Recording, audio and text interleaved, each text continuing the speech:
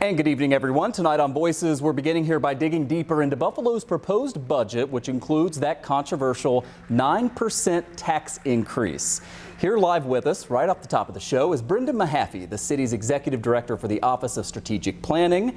Thanks for being here. I know Absolutely, this Michael. Budget was strategic, as everything is, right? Yes, no question.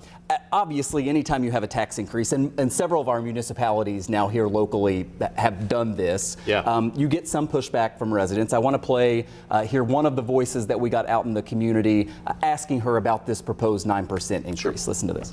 I would love for this to be re-examined and to understand that yes, we need taxes to make the services in our community happen, but recognizing that here in Buffalo we have such a diverse population that are just hanging on by a thread.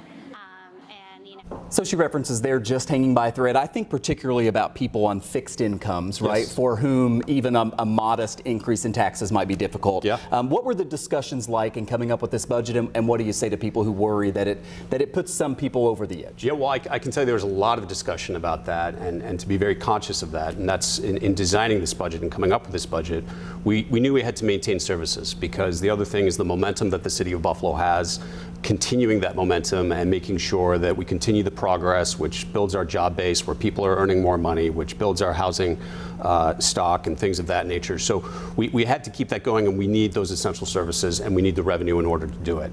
But then the context of who is impacted by it, making sure that we're doing this in a way that's as equitable as possible. So, for instance, the mayor's commitment to affordable housing that he mentioned yesterday, 5,400 units have been created or preserved during his term. Actually, over the next 4 or 5 years, we're expecting another 4,000. So we're really picking it up in terms of the pace of the work that we're doing. This tax increase does not impact those individuals because of the tax arrangement we've already made. In addition, this year we substantially increased the exemption for seniors so that we raise the income levels, so that again it lessens the impact on those individuals. So those are the types of things that we were talking about. We've got to keep the momentum going to make sure we keep the opportunities in terms of the economy, but then in addition to that, also how do we lessen the impact on individuals within the city? And there's many other strategies as well that we pursued. I want to take you back to 2021. Taxes a big issue in that election between Mayor Byron Brown and India Walton. Here is what the mayor said.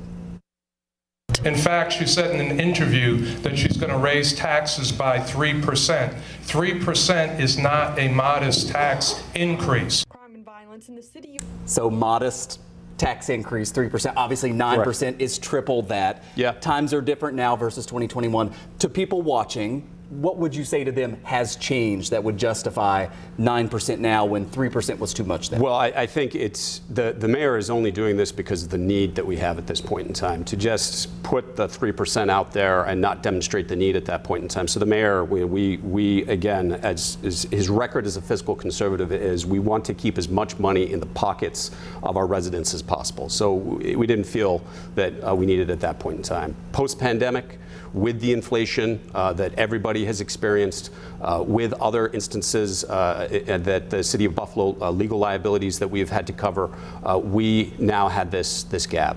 We have pursued many other methods in order to fulfill it, in addition to the tax base.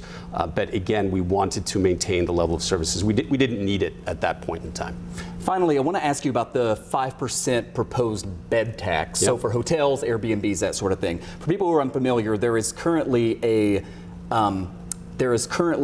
bed tax right now for the county and the state portion. The city's never had it. The city would add this on.